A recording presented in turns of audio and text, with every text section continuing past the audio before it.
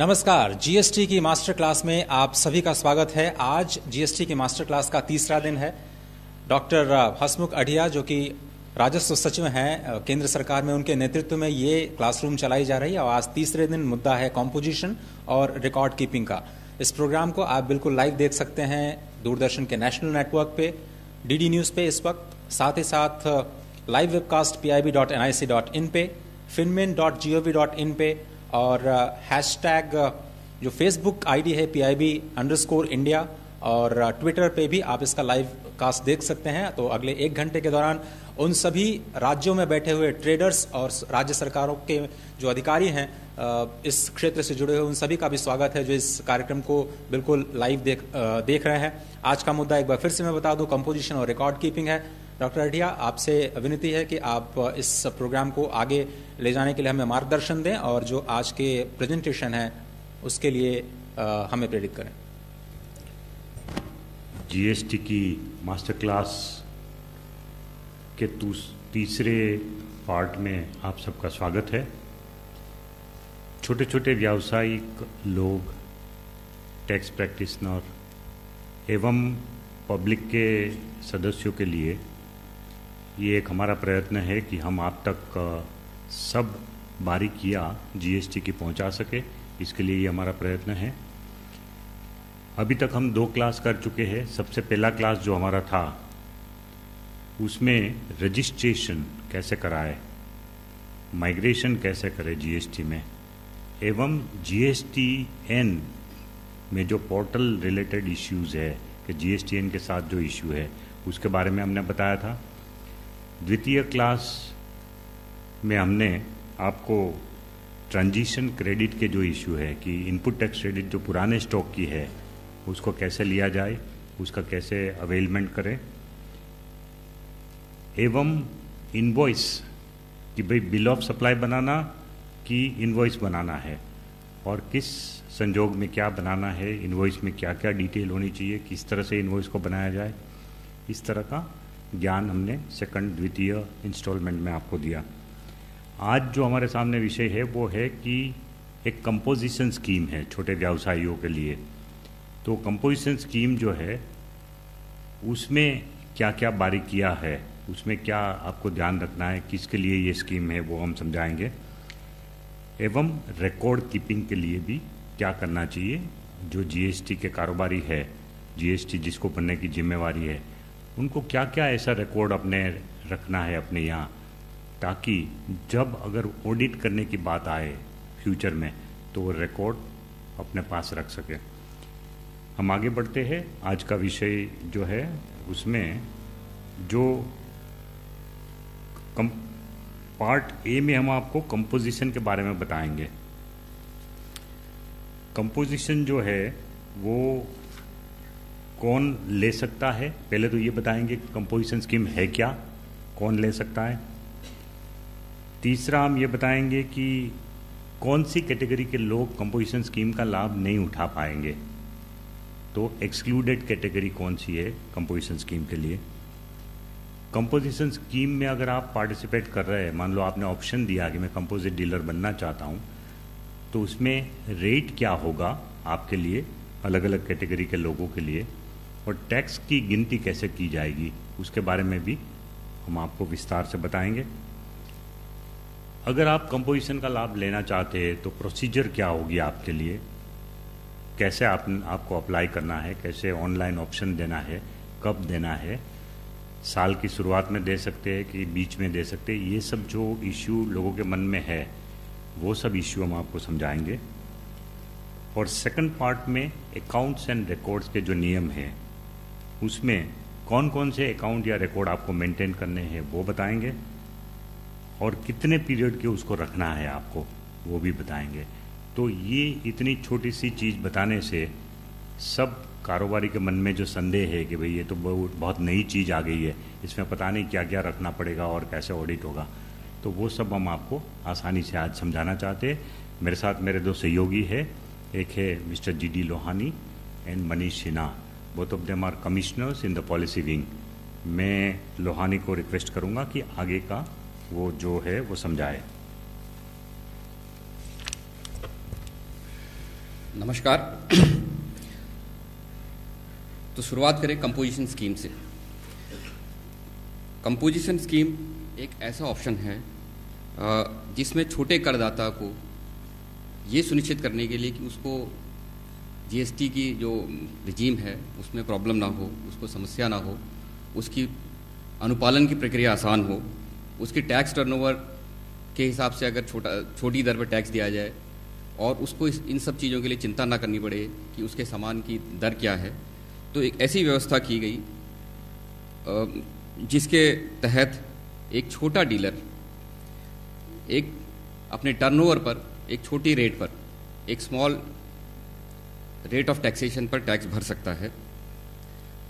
अब आप इससे देखिए, एक तो टैक्स कम हो रहा है बिकॉज रेट कम है, पर इसके और भी बहुत सारे फायदे हैं इस तरह के डीलर को इस का अनुपालन करने वाले को, जो इसको ऑप्ट करेगा उसके लिए जो आगे बढ़ाओ उसको। ये सर इसका कहाँ है रिमोट, कहाँ है? मुझे दे दो ऐसा, इनको दे दो। क्या इसका आप ये देखेंगे कि एडवांटेज क्या है, फ़ायदा क्या है छोटे करदाता को। तो एक तो हमने कहा कि क्योंकि इनका टैक्स रेट कम है तो कर भार कम हुआ। दूसरा ये है कि अगर आपका एक सिंपल टैक्स रेट होता है तो आपके लिए अनुपालन करना कर प्रणाली का अत्यंत आसान हो जाता है, बिकॉज उसके बाद आपको चिंता करने की ज़रूरत नहीं कि जो आप डिफरेंट तरीके का सामान बेच रहे हैं उसमें टैक्स रेट क्या है, बिकॉज आपके लिए सभी सामान पर एक टर्नओवर में एक टैक्स लग गया। तो आप क्लासिफिकेशन के इश्यूज़ हैं या किसी एक्सेशन पे क्या रेट लग रहा है उससे आप बिल्कुल निश्चिंत हो जाते हैं। और उसके साथ ही अगर ये कर दिया जाए कि रिटर्न सिंपल किया जाए तो वो रिटर्न की प्रक्रिया, टैक्स भरने की प्रक्रिया वो सब सिंपल हो जाती है। तो इसमें एक सिंपल टर्नओवर टैक्स होगा, आप अपना टर्नओवर आंकेंगे और उस पर एक छोटी दर पर टैक्स भर देंगे, जिसके बारे में मैं आपको बताऊंगा। इसके अलावा आप एक सिंपल क्वार्टरली रिटर्न भरेंगे 3 महीने के बाद, हर 3 महीने का जो क्वार्टर है उसके बाद आप टैक्स भरेंगे, उसके बारे में हम आपको बताएंगे, और उसी समय आप टैक्स भरेंगे। उस हिसाब से भी यह प्रक्रिया अत्यंत सरल है। आगे बढ़ते हुए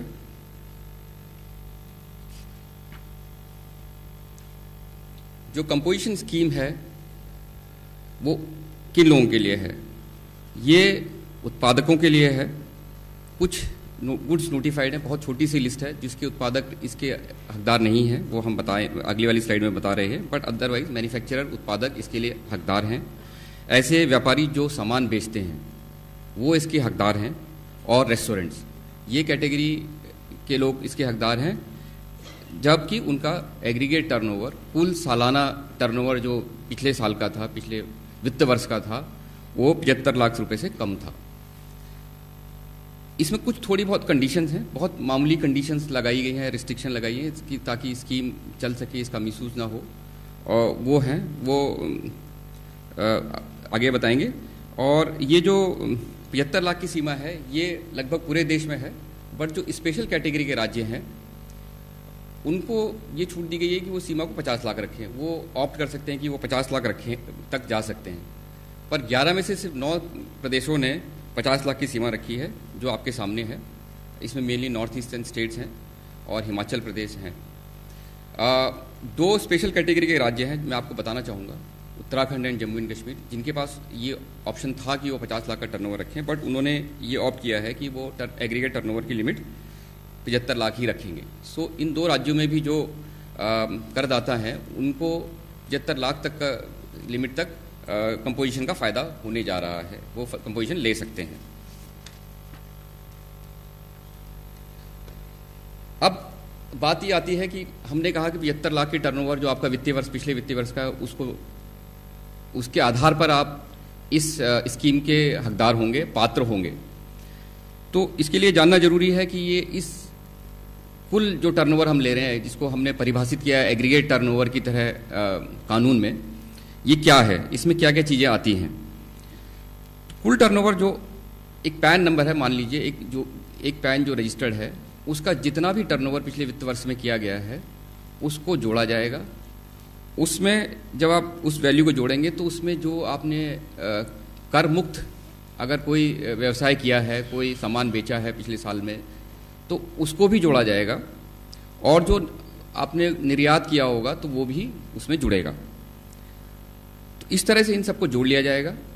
लेकिन दो चीज़ें स्पेसिफिकली लिखा गया है लॉ में कि नहीं जुड़ेंगी। जो भी आपने टैक्स पे किया है जीएसटी का, सिर्फ जीएसटी के जो भी सीजीएसटी, एसजीएसटी जो आगे आने वाले सालों में यूज़ होगा, सीजीएसटी, एसजीएसटी और आईजीएसटी जो भी आप पे करते हैं करदाता की तरह से, वो इसमें शामिल नहीं होगा। वो आपके टर्नओवर में, कुल सालाना टर्नओवर में नहीं जाएगा।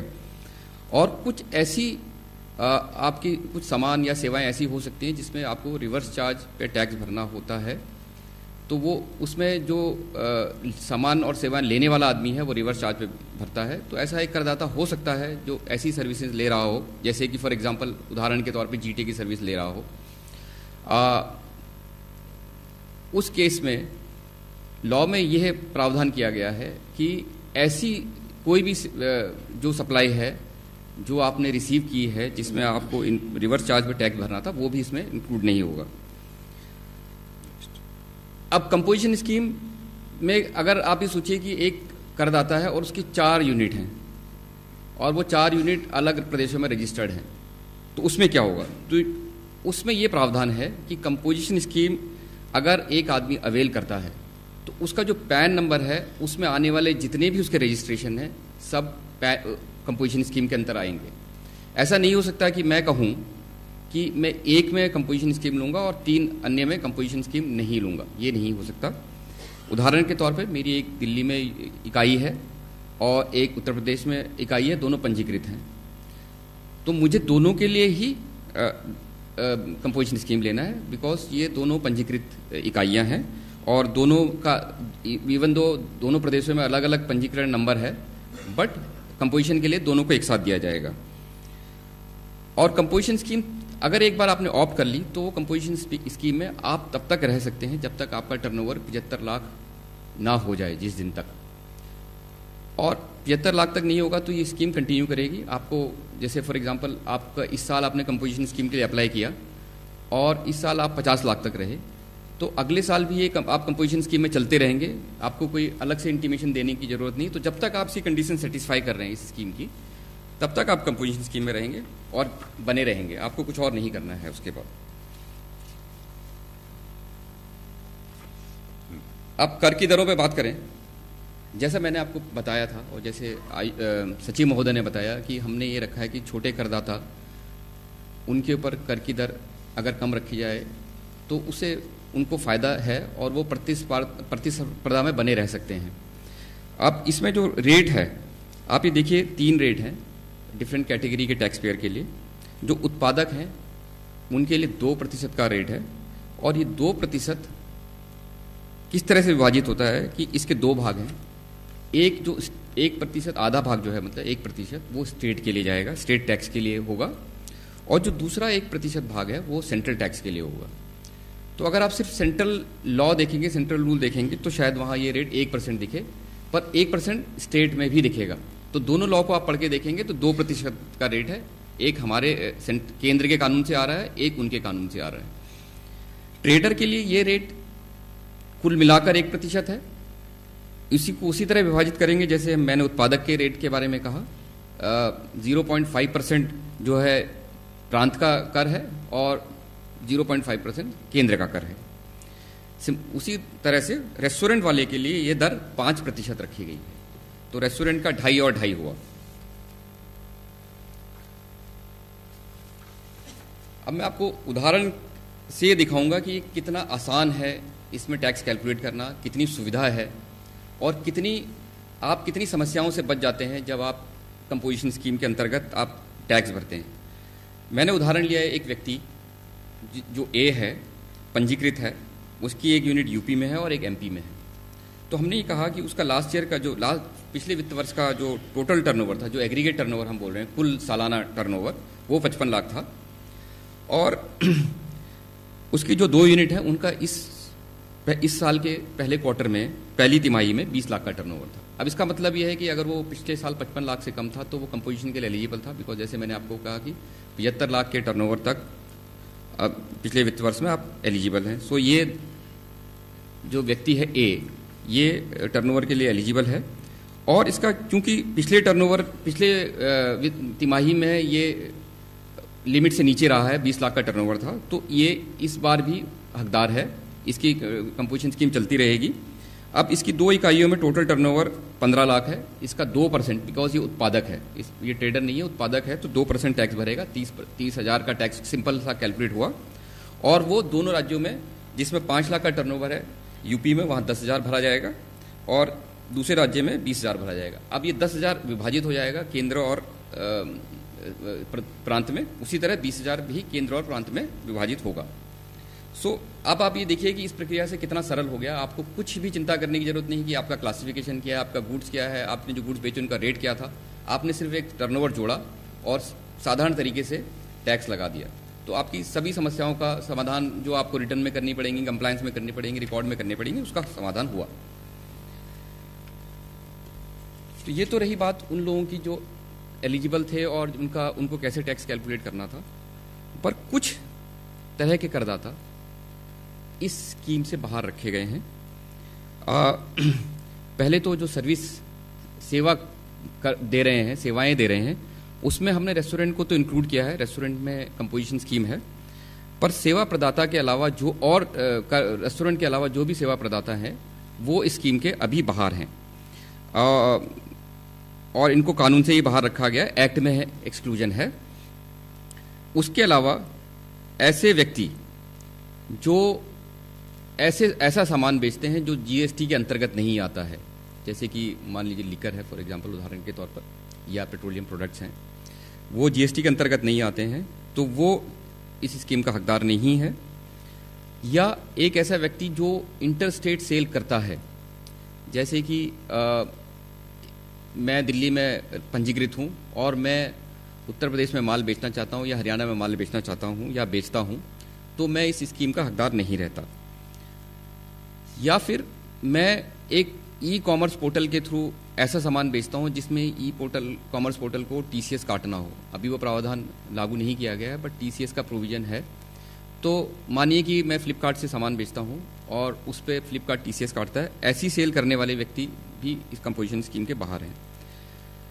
कुछ उत्पादक बाहर हैं, ज़्यादा नहीं, सिर्फ 3 ही तरह के उत्पाद हैं, एक आइसक्रीम और पान मसाला और टबैको प्रोडक्ट्स। सिर्फ यही उत्पादक, जैसे मैंने कहा था कि ज़्यादा नहीं, इसी कैटेगरी उत्पादक, बाकी सभी तरह के उत्पादक जो हैं वो इसके स्कीम के अंतर्गत आते हैं, ये उसका फ़ायदा उठा सकते हैं। आप कैजुअल टैक्स पेयर नहीं होने चाहिए, नॉन रेजिडेंट नहीं होने चाहिए। इस कैजुअल का मतलब हुआ कि आप किसी प्रदेश में थोड़े दिन के लिए आए हैं और थोड़े दिन के बाद व्यापार करके वापस जाने वाले हैं, वो नहीं है। या आप भारत के बाहर से भारत में आए हैं और यहाँ व्यापार करके जाने वाले हैं, तो उस तरह के नॉन रेजिडेंट टैक्सेबल करदाता भी इसके हकदार नहीं हैं।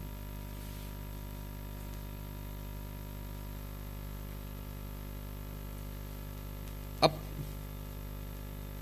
कुछ कंडीशंस हैं, कुछ रिस्ट्रिक्शंस हैं ऐसे करदाताओं पर कि क्या करना है उनको, और इन कंडीशंस को फुलफिल जो वो कर लेते हैं,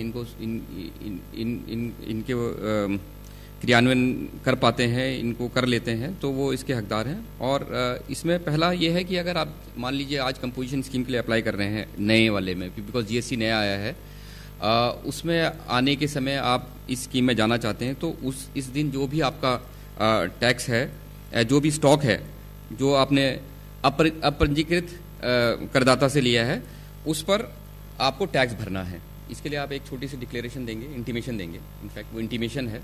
और अगर ऐसा स्टॉक है, अगर नहीं है तो बिल्कुल ठीक है, तब आप सिर्फ अपना इंटीमेशन देंगे स्टॉक की, और अदरवाइज आपको इस पर टैक्स भरना है अगर ऐसा स्टॉक आपके पास है।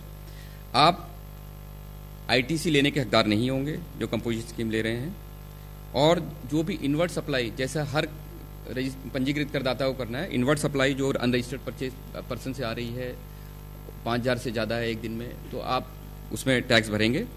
और जो रिवर्स चार्ज की सप्लाई है, जैसे जीटीए है या आपने इंपोर्ट ऑफ सर्विस किया, उस पर टैक्स भरेंगे।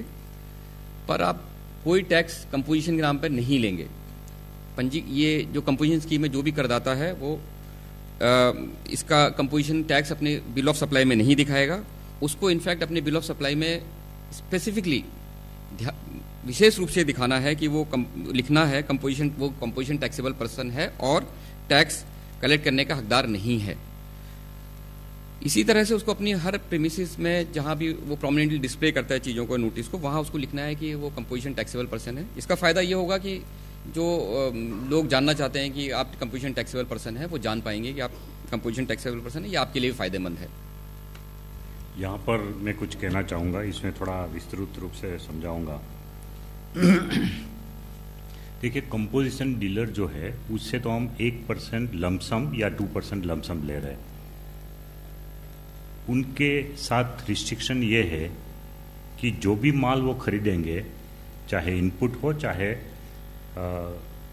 बेचने के लिए जो माल खरीदा उन्होंने, वो दोनों पे टैक्स भर के उसके पास आ रहा है, तो इनपुट टैक्स क्रेडिट उसका नहीं ले पाएंगे। It is a lump sum turnover tax, तो इनपुट टैक्स क्रेडिट उसको मिलेगा नहीं जो माल खरीदा है वो।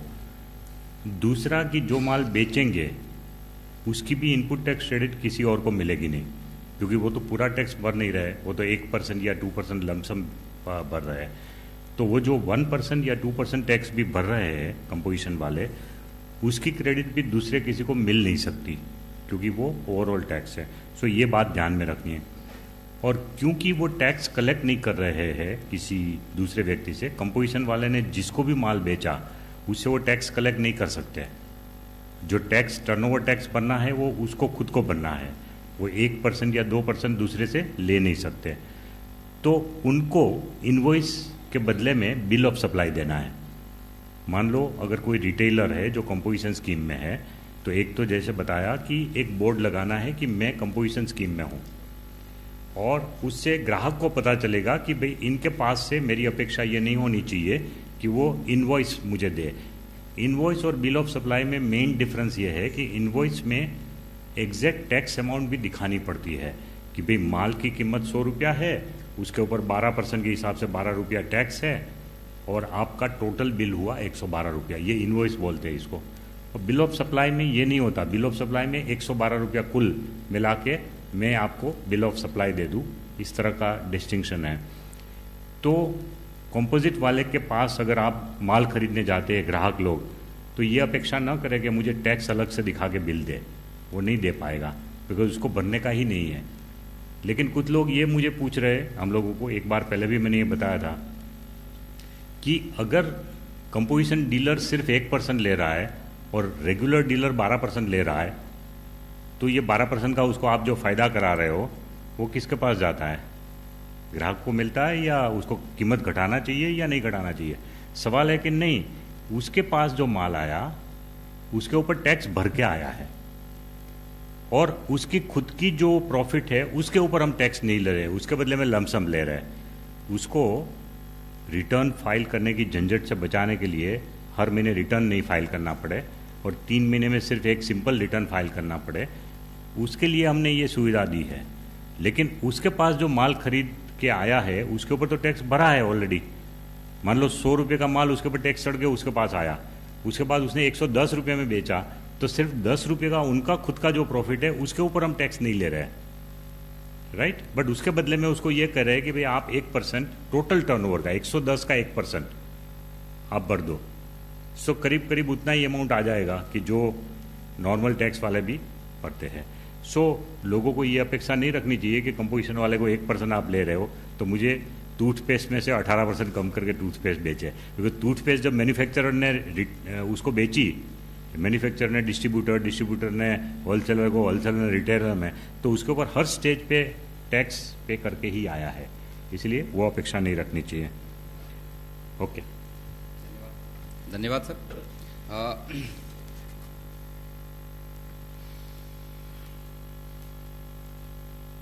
कंपोजिशन स्कीम व्यवस्था के क्या प्रोसीजर्स हैं, क्या अनुपालन करना है आपको, कैसे ये करना है, इस स्लाइड में हम आपको ये बताएंगे। अब इसमें हम मान के चले 3 तरह के लोग हैं। एक वो लोग जो आज वैट में करदाता हैं, हमारे सेंट्रल एक्साइज में करदाता हैं, ऐसे उत्पादक हैं, और ये माइग्रेट हुए हैं ऑटोमेटिकली जीएसटी आने के बाद, इनको माइग्रेट किया गया है। तो इनको कैसे कंपोजिशन स्कीम के लिए अप्लाई करना है, कैसे ये उसके पात्र बन सकते हैं, तो ये इसके पात्र बनने के लिए इनको एक इंटीमेशन देना है, वो फॉर्म CMP 01 में है। तो ये कहा गया है कि जो अपॉइंटेड डेट है, जिस दिन से ये प्रावधान आया, उसके 1 महीने तक आप दे सकते हैं। और ये CMP 01 अब चालू है, परसों से इसको चालू कर दिया गया है। तो जो भी माइग्रेट हो गए हैं तो उनको वेबसाइट gst.gov.in पे जाकर अपना रजिस्ट्रेशन करना है। तो उनको वहाँ एक टैब दिखेगा जिसमें ये लिखा होगा कि आप कंपोजिशन स्कीम के लिए अप्लाई कर रहे हैं, तो आप क्लिक करें। वो CMP 01 फॉर्म है, आप उसमें क्लिक करें और जो डिटेल देनी है वो आप डिटेल भरें, तो आप इसके पात्र हो जाते हैं। ऐसा करने पर आप पहले दिन से, जो जब से GST लागू हुआ तब से आप इसके पात्र हो जाते हैं, तब से आप पर कंपोजिशन स्कीम लग जाती है। अब इसमें छोटी एक रिक्वायरमेंट ये है कि आप, क्योंकि हमने कहा कि स्टॉक से रिलेटेड कुछ इश्यूज हैं, तो आपने अनरजिस्टर्ड से खरीदा या जो आपका स्टॉक है, तो उसकी एक डिक्लेरेशन करनी है। वो फॉर्म CMP 03 में करनी है, पर उसके लिए आपके पास टाइम है। उसके लिए आप, अगर आज आपने इसके लिए इंटीमेशन दे दिया CMP 01 में, तो 60 दिन तक आप CMP 03 दे सकते हैं। तो उसके लिए टाइम है, तो आप स्टॉक बताएंगे तब CMP 03 में। अब ये तो रही जो करदाता माइग्रेट हुए, पर ऐसे करदाता जो नए हैं, जो GST आने के बाद रजिस्टर हो रहे हैं, उनके लिए क्या प्रावधान है? उनके लिए ये प्रावधान है कि जब वो रजिस्ट्रेशन करेंगे, तो जो रजिस्ट्रेशन का जो फॉर्म है, जब वो भरते हैं, उसके पार्ट B के समय ही उनसे पूछ लिया जाएगा कि क्या आप कंपोजिशन लेना चाहते हैं। आपके पास ऑप्शन है, तो आप उसमें भरें कि आप आप कंपोजिशन लेना चाहते हैं, तो आप कंपोजिशन के हकदार बन जाते हैं। कब से बनते हैं? जब से आपका रजिस्ट्रेशन इफेक्टिव होगा। वो आपके रजिस्ट्रेशन सर्टिफिकेट में लिखा होगा कि आपका रजिस्ट्रेशन कब से इफेक्टिव है, और तब आप इसके हकदार बन जाते हैं। अब अगले साल क्या होगा? मान लीजिए इस साल वो एक नॉर्मल करदाता है, पर वो अगले साल कंपोजिशन स्कीम में आना चाहेगा, वो कैसे लेगा? तो उनको वित्त वर्ष के शुरुआत से पहले, मतलब आप इस कंपोजिशन स्कीम का अभी तो बिकॉज GST आया है तो अभी हम दे रहे हैं, अगले साल से वित्त वर्ष के शुरुआत से ही आपको ये कंपोजिशन स्कीम लेनी होगी। तो उसके लिए आपको ऐसे करदाता जो नॉर्मल टैक्स भर रहे हैं अभी, वो उस समय CMP 02 फॉर्म भरेंगे वित्त वर्ष के शुरुआत होने से पहले, और तब beginning of the financial year से उनको ये इसका लाभ मिलना शुरू हो जाएगा और वो कंपोजिशन स्कीम में आ सकते हैं। अगर हम रिटर्न फाइलिंग की बात करें, तो क्योंकि इनकी प्रक्रिया और अनुपालन बहुत सरल है, तो इनका रिटर्न भी बहुत सरल है, बिकॉज इसमें ऐसी कोई इशू नहीं है कि वो ITC ले रहे हैं, नहीं ले रहे हैं, क्रेडिट, उस तरह से अगर आप देखें तो उनका अनुपालन आसान हो जाता है। तो उनका एक रिटर्न बहुत सिंपल है और वो क्वार्टरली है। ये रिटर्न हर तिमाही के खत्म होने के बाद जो अगला महीना आएगा उसकी 18 तारीख तक भरना है। से फॉर एग्जांपल जुलाई और सितंबर का उदाहरण लें, तो जुलाई से सितंबर तक का एक जो क्वार्टर है, इसका रिटर्न 18 अक्टूबर तक भरना होगा और उसी के साथ टैक्स भी भरना होगा। तो तिमाही रिटर्न और तिमाही टैक्स पेमेंट। कंपोजिशन स्कीम से अगर मान लीजिए आप कंपोजिशन स्कीम में और बाहर निकलना चाहते हैं, तो ये संभव है कि आप कभी भी कंपोजिशन स्कीम से बाहर निकल सकते हैं। उसके लिए आपको CMP 04 फॉर्म भरना है।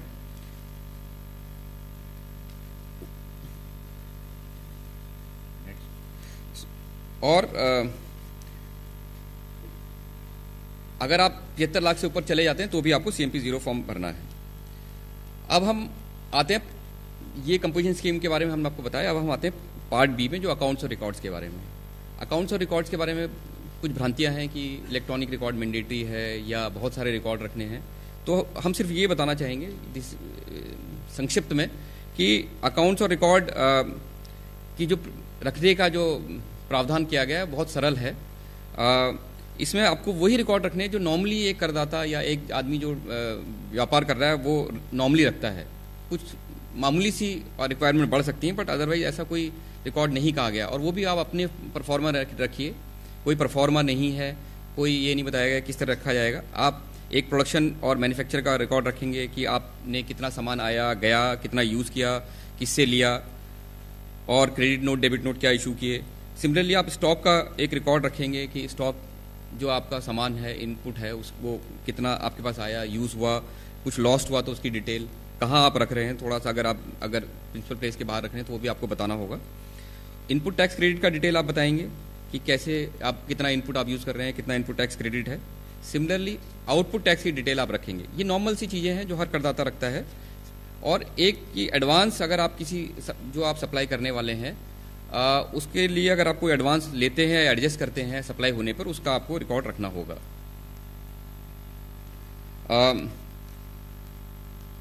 कंपोजिशन के लिए जैसा मैंने बताया, अगर आप कंपोजिशन की बात करें तो सामान्य करदाता के मुकाबले उसका काम बड़ा आसान हो जाता है, बिकॉज उसका इनपुट क्रेडिट का सिस्टम नहीं है, उसके पास स्टॉक भी उसको उस तरह से नहीं रखना है, बिकॉज वो इनपुट टैक्स क्रेडिट नहीं ले रहा है।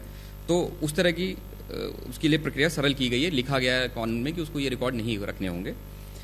वेयर हाउस, गोडाउन ऑपरेटर और ट्रांसपोर्टर, ये जो सामान के साथ डील करते हैं, जो ट्रांजिट में सामान होता है, एक जगह से दूसरी जगह जा रहा है, रखा जा रहा है, तो उनको ये कहा गया है कि वो कंसाइनर, कंसाइनी, मूवमेंट और डिलीवरी और स्टोरेज का रिकॉर्ड रखेंगे।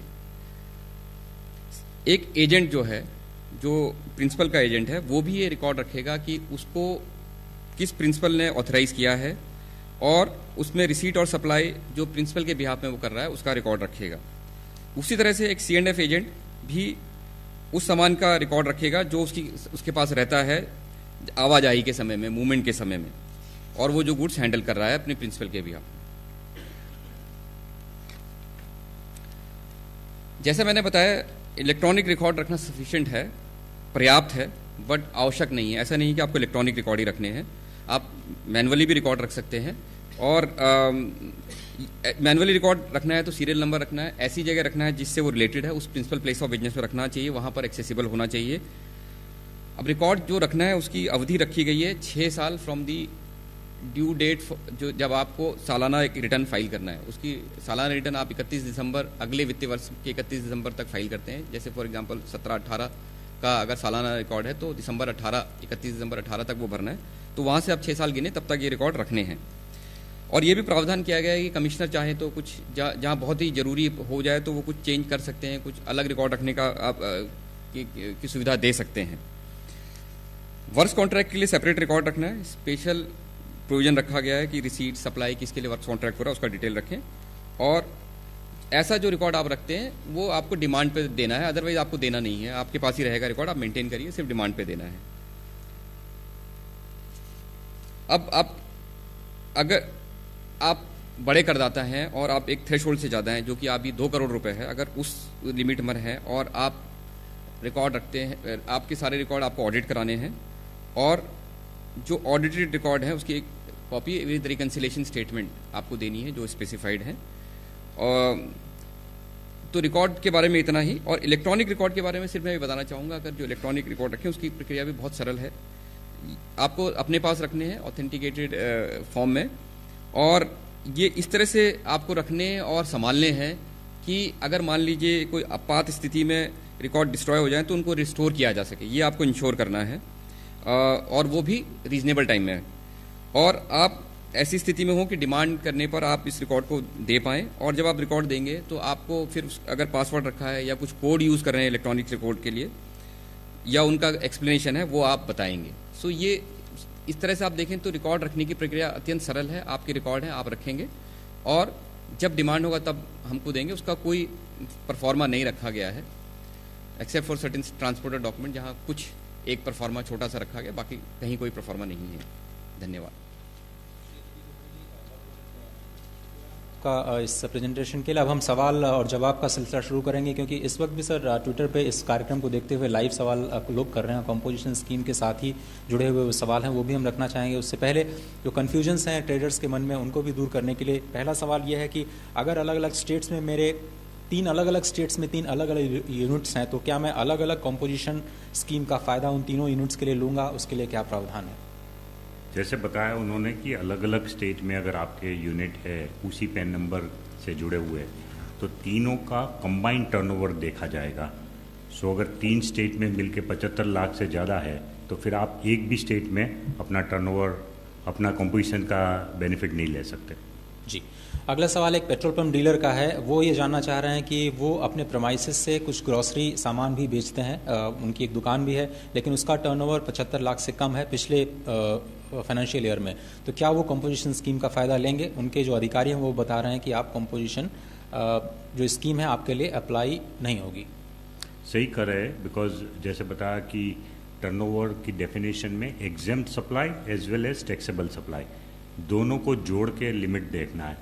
तो अगर आप पेट्रोल पंप में पेट्रोल मान लो साल में 1 करोड़ रुपए का बेच रहे हैं और साथ साथ 20 लाख रुपए का इंजन ऑयल भी बेच रहे हैं, तो फिर इंजन ऑयल के लिए आपको कंपोजिट स्कीम नहीं मिल सकती, आपको उसके लिए अलग से रजिस्टर ही कराना पड़ेगा, कंपोजिशन स्कीम का बेनिफिट नहीं मिल सकता। जी, अगला सवाल कंपोजिशन स्कीम में है कि अगर मैं ऑप्ट करता हूं इस स्कीम के लिए तो क्या मुझे इनपुट टैक्स क्रेडिट अलाउ किया जाएगा जो मैं सप्लाईज पे करता हूं, और अगर मैं वो सप्लाईज अनरजिस्टर्ड एंटिटीज से लेता हूं तो क्या मुझे इनपुट टैक्स क्रेडिट मिलेगा?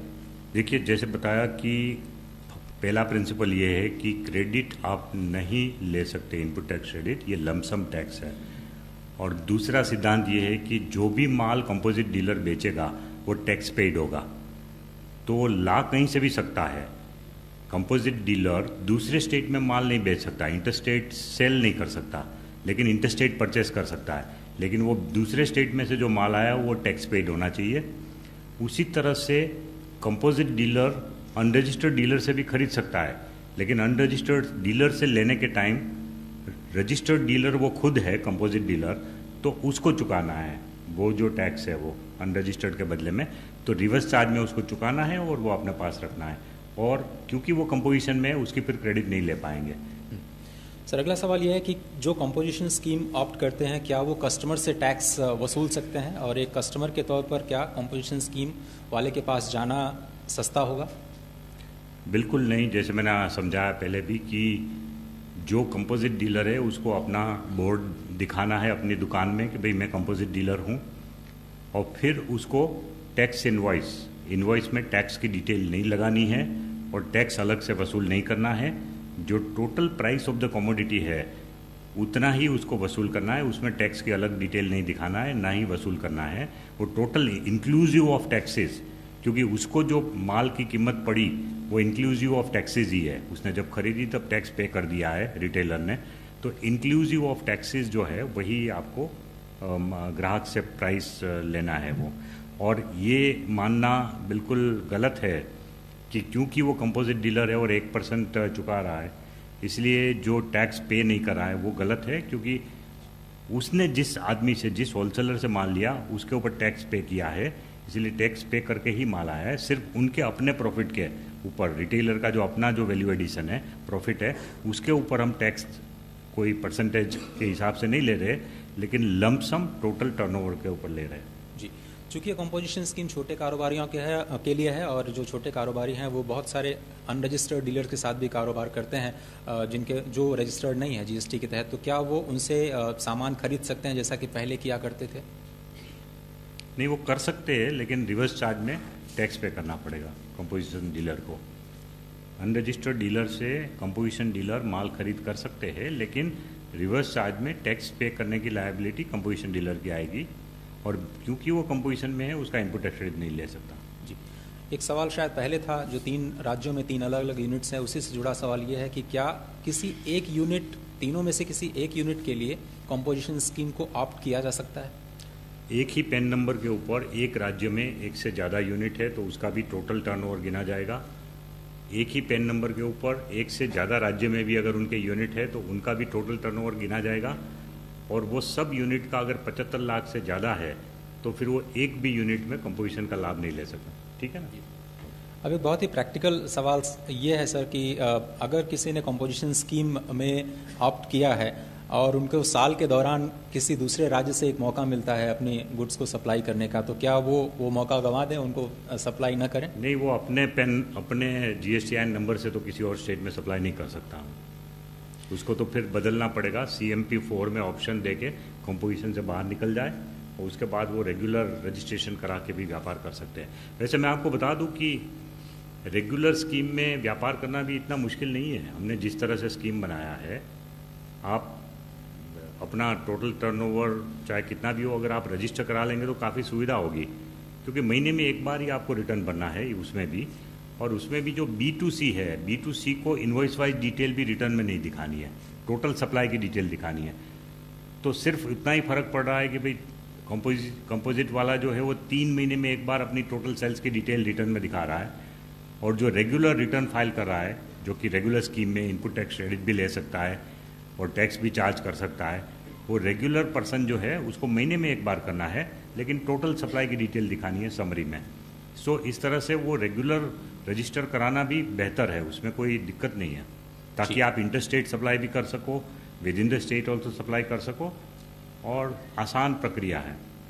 अब फिर से एक प्रैक्टिकल सवाल कि वित्तीय वर्ष के दौरान अगर 3 महीने तक मान लीजिए पहला रिटर्न किसी ने कंपोजिशन स्कीम के तहत दिया, लेकिन उसके बाद अचानक उनका टर्नओवर बढ़ गया, तो मान लीजिए दिसंबर के बाद उनका टर्नओवर बढ़ गया और वो रेगुलर स्कीम के तहत आते हैं, तो फिर क्या उनको इनपुट टैक्स क्रेडिट का लाभ मिलेगा? वो कंपोजिशन स्कीम के तहत कैसे उसका फ़ायदा उठाएंगे?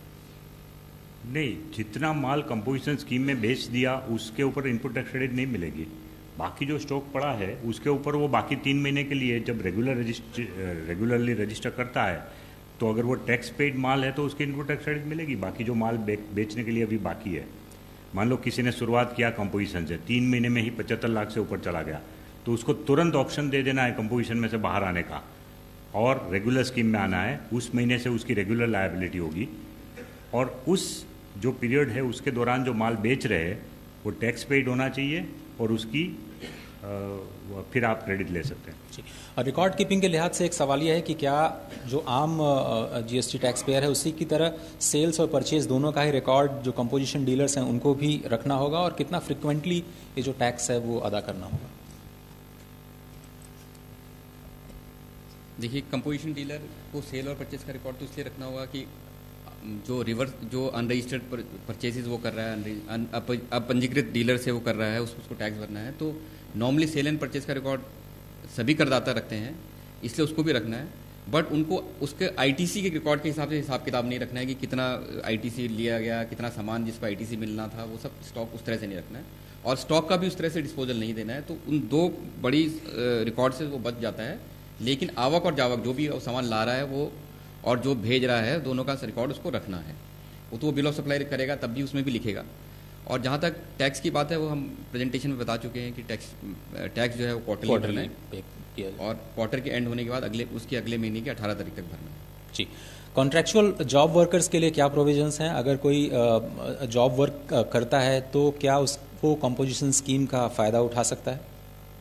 जॉब वर्क एक सर्विस है, तो सर्विस के लिए जैसे बताया कि रेस्टोरेंट के अलावा कोई भी सर्विसेज जो है वो कंपोजिशन स्कीम में नहीं आती है।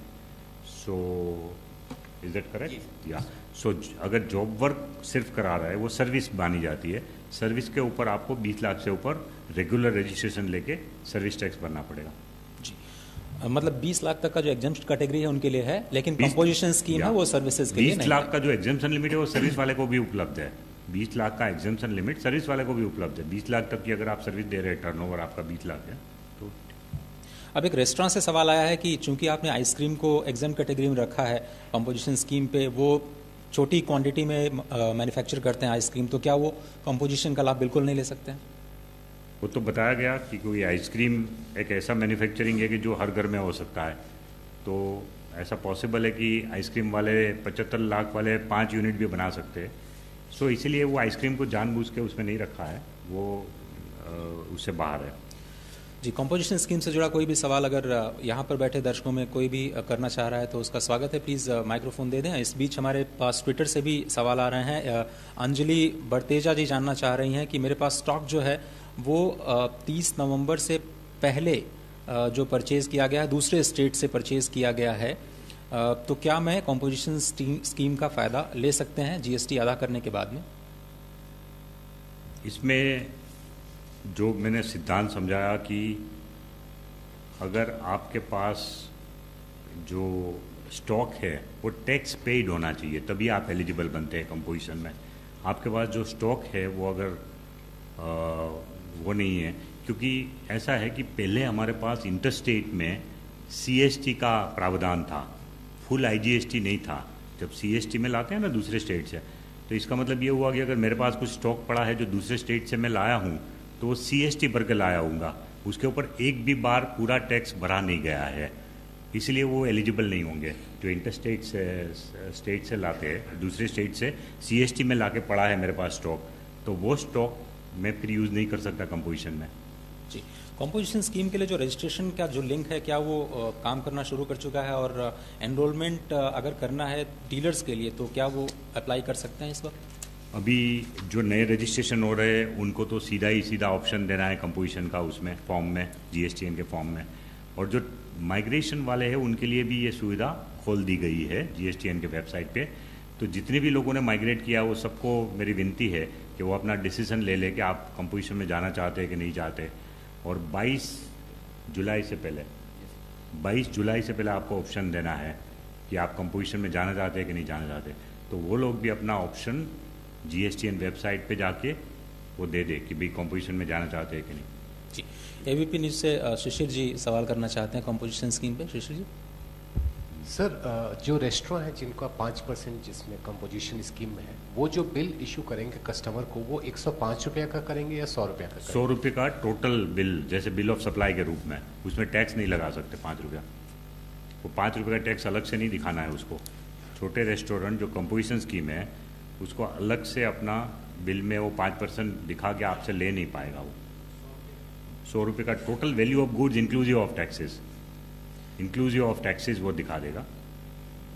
रामकिशोर शर्मा जी, सर एक लॉजिकल सवाल ये आपसे जानना चाह रहे हैं कि वो कंपोजिशन स्कीम में अगर आते हैं तो उनको एग्जेम्प्ट आइटम पर 1% का GST क्यों देना चाहिए और आपने ऐसा प्रावधान क्यों किया?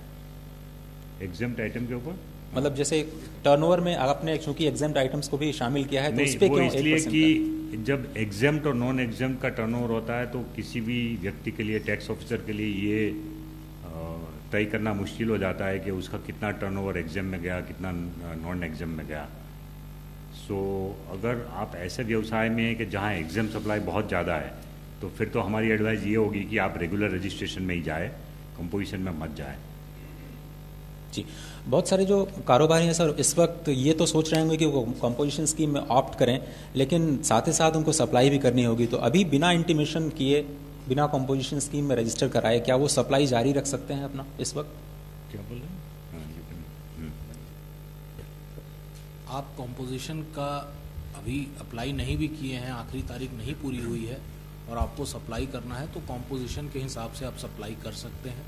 आप बिल ऑफ सप्लाई इशू करेंगे लेकिन आप टैक्स नहीं दिखाएंगे। जैसा कि सेक्रेटरी महोदय ने एक्सप्लेन किया, आप जितना पैसा लेते हैं टोटल कंसिडरेशन उसको केवल आप दिखाएंगे। कंपोजिशन स्कीम की जो जानकारी है वो क्या विभाग को हर साल देनी होगी? क्या उसके लिए कोई इंटीमेशन है, वो हर साल फाइल करना होगा कि मैं अगले साल भी कंपोजिशन स्कीम में जाना चाहता हूँ? कंपोजिशन स्कीम अगर आप एक बार ऑप्ट कर लेते हैं तो हर साल आपको इसके लिए ऑप्शन दोबारा देने की आवश्यकता नहीं है। कंपोजिशन के जो कंडीशंस हैं वो जब तक आप फुलफिल करते रहेंगे तब तक आप कंपोजिशन के हकदार होंगे। जी, कंपोजिशन स्कीम से ही इस वक्त जो सवाल बिल्कुल लाइव आ रहे हैं सर वो भी मैं लेना चाहूँगा। ये विशाल सिंगला हैं, वो ये जानना चाह रहे हैं कि अगर मैं मैन्युफैक्चरर भी हूँ और ट्रेडर भी हूँ तो फिर मेरे लिए ये कंपोजिशन स्कीम कैसे काम करेगी? देखिए, हमने आपको बताया कि मैन्युफैक्चरर और ट्रेडर दोनों के लिए कंपोजिशन स्कीम है और आपका एक पैन है। एक पैन के अंतर्गत आप वो सारी गतिविधियां जो अलाउड हैं कंपोजिशन स्कीम के लिए करते हैं, तो आपको निश्चिंत रहना है क्योंकि आप मैन्युफैक्चरर और ट्रेडर का टर्नओवर देखिए, सारा टर्नओवर देखिए, लेकिन ग्रॉस टर्नओवर देखिए, वो अगर एलिजिबिलिटी लिमिट के अंदर है तो आप सारे कारोबार के लिए कंपोजिशन के हकदार हैं। ये अगला सवाल विनय गांधी जी का है। मुझे लगता है कि बहुत सारे जो दिल्ली में रहने वाले हैं उनके मन में ये ज़रूर सवाल होगा क्योंकि बहुत सारे लोगों की रेंटल इनकम आती है। तो वो ये कहना चाह रहे हैं कि मेरा टर्नओवर जो है मतलब करीब 30 लाख की जो उनकी इनकम होती है वो रेंटल इनकम होती है हर साल में। तो क्या वो कंपोजिशन स्कीम का फ़ायदा उठा सकते हैं? उनके लिए क्या वो लायबल होगी ये स्कीम? रेंट से उनको इनकम होती है। रेंटल इनकम जो होती है वो सर्विसेज की इनकम है और सर्विसेज में मैंने जैसे बताया, करेक्ट ना?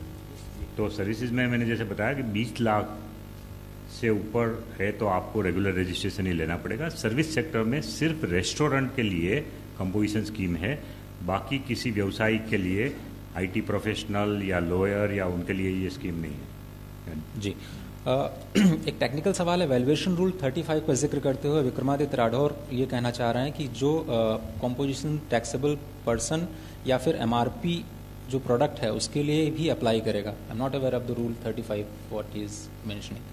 आप कंपोजिशन डीलर जो है वो MRP वाला प्रोडक्ट भी बेच सकता है, नॉन MRP वाला प्रोडक्ट भी बेच सकता है, उसमें कोई दिक्कत नहीं है। विनायक जैन एक टेक्सटाइल ट्रेड रजिस्टर्ड हैं जो कि कंपोजिशन स्कीम में है। क्या उनको बिफोर GST जो उन्होंने सेल किया है उस पर भी केवल 1% का ही टैक्स देना होगा? जो कुछ भी सेल बिफोर जीएसटी हुआ है उस पर जीएसटी लागू नहीं होता है। राज्य और केंद्र सरकारों की जो कानून उस वक्त थी उसके हिसाब से अपना आप टैक्स भरेंगे और रिटर्न फाइल करेंगे।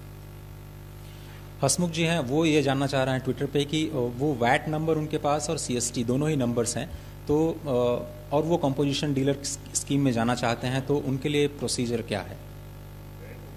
वैट और सीएसटी का नंबर दोनों ही नंबर्स उनके पास हैं, फिर भी वो कंपोजिशन देखिए डीलर स्कीम। अब I think there is a major lack of clarity. मैं बता दूं कि अब 1 जुलाई के बाद VAT, CST, excise number, service tax number ये सब खत्म हो गए। वो सब नंबर खत्म हो गए। उसको यूज़ करके आप कोई माल का आवागमन नहीं कर सकते। आप माल को बेच भी नहीं सकते, ले भी नहीं सकते। वो कानून ही खत्म हो गए। वेट का कानून, सर्विस टैक्स का कानून, एक्साइज का कानून, सीएसटी का कानून है, लेकिन सिर्फ 5 कमोडिटी के लिए है। तो अगर आप पेट्रोल, डीजल, नेचुरल गैस वगैरह जो 5 कमोडिटी पेट्रोलियम प्रोडक्ट्स है, उसका अगर आप इंटरस्टेट मूवमेंट कर रहे हैं तो सी फॉर्म अप्लाई होगा और सीएसटी रजिस्ट्रेशन आपको यूज़ कर सकते हैं। बाकी सब डीलर जो है उनका सीएसटी रजिस्ट्रेशन खत्म हो गया आप, तो इसलिए उसको कोई उपयोग कर ही नहीं सकते। जी, नवभारत टाइम से एक सवाल है सर। सर, जो मैं समझा आपकी बातों से कि यदि मैं छोटा दुकानदार हूँ दिल्ली में और छोटे उत्पादकों से जिनके 20-20 लाख से कम की टर्नओवर है उनसे माल खरीदता हूँ, तो उस पर टैक्स मुझे रिवर्स टैक्स भरकर ही माल बेच पाऊंगा। सही बात बिना है। टैक्स भरे भर पाऊंगा। सही बात है। रिवर्स चार्ज वाला प्रोविजन तो कंपोजिट डीलर को भी लगेगा। बिल्कुल सर, कंपोजिशन के अलावा भी बहुत ही जेनेरिक सवाल आ रहे हैं, अगर आप इजाज़त दें तो बिल्कुल लाइव सवाल हैं, उनको भी ले सकते हैं हम। इनपुट देवाशीष महापात्रा जी ये जानना चाह रहे हैं कि अगर मैं एक यूनिट से दूसरे यूनिट को अपने सप्लाईज करता हूं तो क्या मुझे हर डेबिट क्रेडिट का हिसाब या सेल और परचेज का हिसाब रखना होगा? ये तो मेरी अपनी यूनिट है। नहीं, आपकी जैसे मैंने कल बताया था कि नॉर्मली एक स्टेट में एक ही पैन नंबर के ऊपर एक ही यूनिट रजिस्टर्ड होगा। आप दूसरे स्टेट में उसी पैन नंबर के ऊपर अपना यूनिट रजिस्टर करवा सकते हो, बल्कि वो तो ज़रूरी हो जाएगा। आपका अगर एक के अलावा दूसरे स्टेट में भी बिजनेस है तो वहाँ का अलग रजिस्ट्रेशन नंबर आपको लेना होगा। तो अगर आप एक स्टेट से दूसरे स्टेट में अपने ही यूनिट के साथ कोई भी व्यवहार कर रहे हो तो आपको बिल्कुल उसी तरह से करना है जैसे आप किसी और पार्टी को बेच रहे हैं। आप अपने ही दूसरे स्टेट में जो यूनिट है उसको माल जब भेजेंगे तो आईजीएसटी पे करके ही भेजें। आईजीएसटी पे करने की उस पर जिम्मेवारी आएगी। तुरंत नहीं पे करना है, लेकिन आईजीएसटी आपको रिटर्न के साथ पे करने की जिम्मेवारी आएगी। जब आप अपने ही एक स्टेट के यूनिट से दूसरे स्टेट में अपने ही यूनिट में माल भेज रहे तब भी आईजीएसटी की रिस्पॉन्सिबिलिटी आएगी आपकी जी। और विद इन द स्टेट अगर आपका है विद इन द स्टेट तो फिर आपको आईजीएसटी नहीं भरना है, बिल ऑफ सप्लाई देना है with in the state. With in the state आपका एक यूनिट से दूसरे यूनिट में आप ट्रांसफर कर रहे हैं तो इनवॉइस नहीं देना, बिल ऑफ सप्लाईज जो है वो रेज करना। नहीं, sorry, let me, I think नहीं, Manish he is talking about कि दो उसके बिजनेस वर्टिकल अलग अलग रजिस्टर्ड है तो फिर आपको इनवॉइस बनाना है, वो इंडिपेंडेंट यूनिट माने जाएंगे। लेकिन अगर आपका एक ही नंबर एक स्टेट के अंदर है और आपके प्लेस ऑफ बिजनेस 4-5 है, गोडाउन 4-5 है, तो फिर with in the state movement के लिए आपको बिल ऑफ सप्लाई देना है, उसमें आईजीएसटी की रिस्पॉन्सिबिलिटी नहीं आएगी। आप अपने एक ही यूनिट के अंदर में 4-5 प्लेस ऑफ बिजनेस है तो वहाँ पर अगर आप माल मूव कर रहे हैं, करेक्ट, तो फिर आपको टैक्स नहीं देना है। बट अगर आपने बिजनेस वर्टिकल का अलग अलग रजिस्ट्रेशन एक ही स्टेट में लिया हुआ है एक ही पैन नंबर के ऊपर, तो इंडिपेंडेंट मान के उसके बीच में तो व्यवहार वैसा ही होगा जैसे आउटसाइड पार्टी के साथ कर रहे हैं। उमेश जी जानना चाह रहे हैं, और ये शायद एक प्रैक्टिकल प्रॉब्लम शायद उन्हें आ रही होगी। वो कहना चाह रहे हैं कि how can I file DS2 form. DS2 कोई फॉर्म है जीएसटी में जो अभी नहीं दिखा रहा है, वो केवल CHF फॉर्म दिखा रहा है। DS2 form, I am not sure ये टेक्निकलिटी है, तो इसे स्किप कर सकते हैं। हमको पूछना पड़ेगा, वो GSTN के सवाल में आएगा बाद में इसको। देवाशीष महापात्रा जानना चाह रहे हैं कि जो रिवर्स चार्ज मैकेनिज्म है वो थोड़ा सा कॉम्प्लेक्स है, प्लीज़ हमें एक्सप्लेन करें। और जो जीएसटी रजिस्टर्ड डीलर हैं, क्या अगर उनको इनपुट टैक्स पेमेंट चाहिए तो उसके लिए रिवर्स चार्ज मैकेनिज्म करना होगा क्या? देखिए, रिवर्स चार्ज मैकेनिज्म बहुत सिंपल है। अभी हमने कल भी बताया था, ये सेक्शन 9(4) का प्रोविज़न है, सब लोग याद कर ले। 9(4) का प्रोविज़न है रिवर्स चार्ज का। कोई भी रजिस्टर्ड डीलर जब भी कोई अनरजिस्टर्ड डीलर से माल खरीदता है तो उसके ऊपर टैक्स भरने की जिम्मेवारी रजिस्टर्ड डीलर की हो जाती है।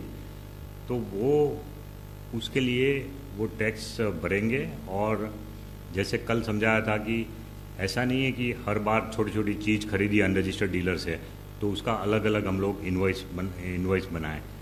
वो एक साथ, एक तो दूसरा उसमें एक एक्सेप्शन दिया हमने कि एक ही दिन में एक व्यापारी 5,000 तक का अनरजिस्टर्ड डीलर से खरीद कर सकता है और उसके ऊपर कोई टैक्स नहीं भरना है, अप टू 5,000 पर डे। तो जैसे चाय पानी मंगवाया, कुछ स्टेशनरी छोटी मोटी मंगवा ली, या कोई ऐसी चीज़ अगर मंगवा ली अनरजिस्टर्ड डीलर से जो कि इमीडिएट यूज़ के लिए ऑफिस में काम में आ सकती है, तो 5,000 तक कोई उसमें वो है। बट 5,000 से ऊपर अगर एक दिन का हो जाता है तो वो सब आइटम का टोटल करके महीने में एक बार एक इन्वॉइस में उसको दिखा देना है, महीना पूरा होते ही, और उसका एक सेल्फ इन्वॉइस बनाना है कि भाई मैंने इतनी आइटम इतने लोगों से ली है और वो अनरजिस्टर्ड डीलर थे इसलिए इतना इसके ऊपर टैक्स होता है आइटम वाइज, तो मैं ये अपनी जिम्मेवारी स्वीकारता हूँ और सेल्फ इन्वॉइस बना देंगे। उसके ऊपर वो उसको टैक्स भी भरना है और उसको इनपुट टैक्स क्रेडिट भी मिलेगा अपने आउटपुट सप्लाई के सामने। तो वो उसकी इनपुट सप्लाई भी बन गई जिसके ऊपर वो खुद टैक्स पर पे कर रहा है, और उसकी वो इनपुट टैक्स क्रेडिट भी ले सकते हैं अपने आउटपुट सप्लाई के सामने। निकुंज का सवाल है सर कि उनका जो टर्नओवर है वो 20 लाख से कम है और उनके जो गुड्स हैं वो टैक्स फ्री कैटेगरीज में आते हैं, लेकिन आपने कॉम्पोजिशन स्कीम में दूसरे स्टेट को सप्लाईज मना कर रखा है, तो क्या वो दूसरे स्टेट को अपने जो सामान है वो बेच सकते हैं? बिल्कुल नहीं बेच सकते। अगर कंपोजिट स्कीम में आप है तो दूसरे स्टेट में माल बेच नहीं सकते, लेकिन कंपोजिट स्कीम वाले डीलर दूसरे स्टेट से माल मंगा के उस स्टेट में बेच सकते हैं। माल मंगाने की कोई प्रतिबंध नहीं है। और अगर आप परचेस कर सकते हो दूसरे स्टेट से, लेकिन वो परचेस करने के टाइम वो टैक्स पेड माल होना चाहिए। और अगर 20 लाख से टर्नओवर कम है उस स्टेट में, 20 लाख से नीचे है तो भी आप दूसरे स्टेट में तो इंटरस्टेट सप्लाई नहीं कर सकते। अगर आप 20 लाख से नीचे का माल है, आप 20 लाख से नीचे का टर्नओवर है, तो इंटरस्टेट आप नहीं कर सकते, उसी स्टेट में आप माल बेच सकते हैं। जी।